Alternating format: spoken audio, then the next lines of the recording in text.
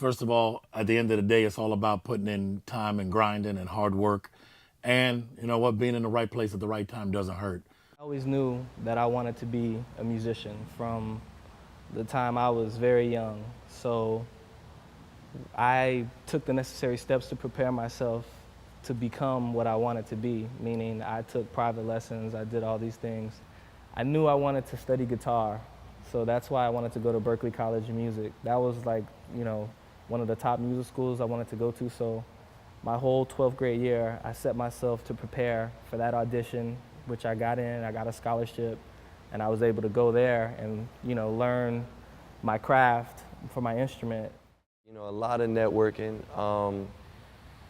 I think that's one of the biggest things, and a lot of practice, a lot of determination. You know, I would come home and just lock myself in the room, practice, practice, practice, watch videos, do research on other DJs, listen to mixtapes, listen to the radio. When I was 11 years old, I received a scholarship to go to LA. I trained for a month, and I was introduced to dances and art at that time. I never saw it really so much as a lifestyle. Prior to that, it was just, okay, this is what I do after school, and I compete, and that's just what I did. And once I saw it, and I was like, whoa, people really make a living this way, and I got to just see it in a different light, and that's when I realized, you know, this is what I want to do. I continued to go to LA up until I was about 18. I'd go for a month every summer and train and make connections and do shows, and it's kind of what kicked it off. I remember being at home. I had done a bunch of gigs with my brother that weekend, and we were helping out a guy by the name of Bob Rosenberg, which was the main guy at Hot 105 as far as DJ-wise. And that weekend, he had seen me spin, and he was like, damn, this kid he's got pretty good. And he called me up, he goes, hey, there's an opening. Somebody just got fired, and I recommended you for the job. You're gonna be live on the radio tonight. And my whole world turned upside down. But I was like, you know what? I was 15, 16 years old.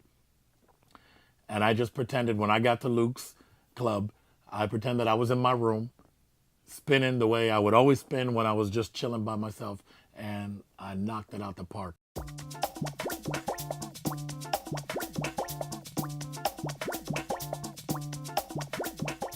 Make sure that you understand your financial situation as far as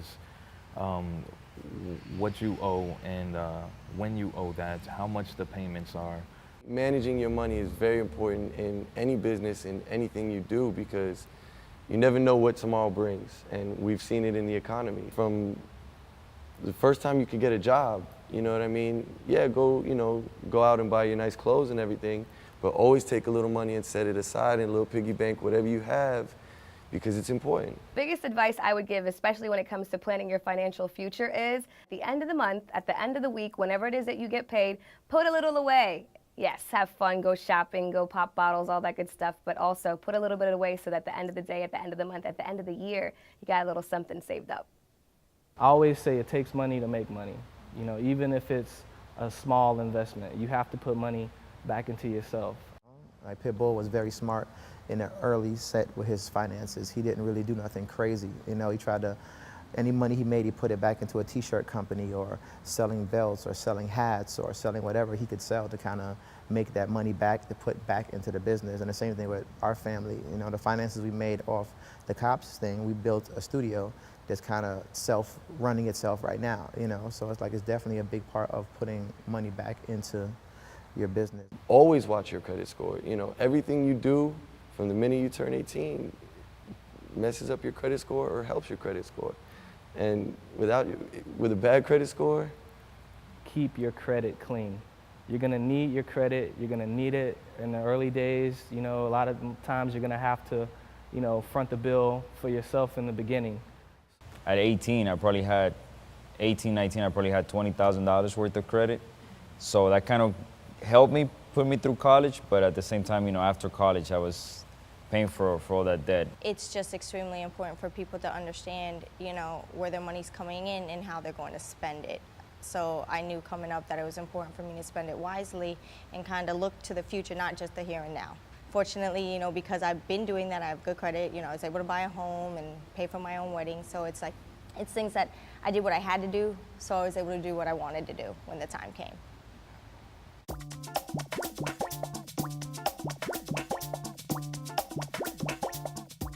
Everybody around me was Spanish. My whole family is Puerto Rican, so we were just very Puerto Rican-ish.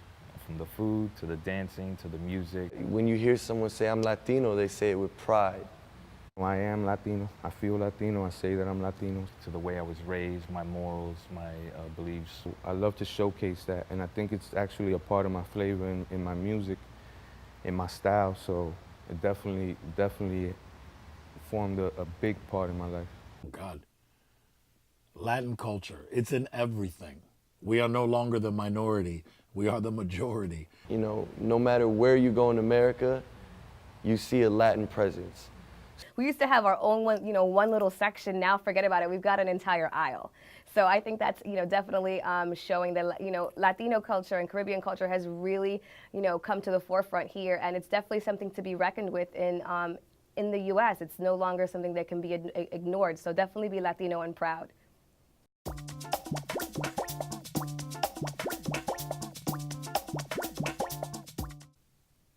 It's Latino. We have a lot of soul. We have a lot of flavor. I mean, we come from all over the world, and I think that we can break down our differences, which is variations in our language or, maybe skin color or, accents that we have.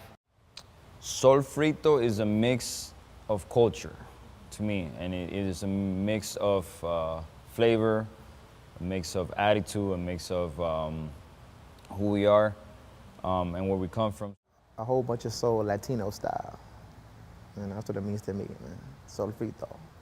When it comes to sofrito, I think that you can't have great food without it. When it comes to solfrito, I think you can't have great music without it. It just means unity. It means a collage.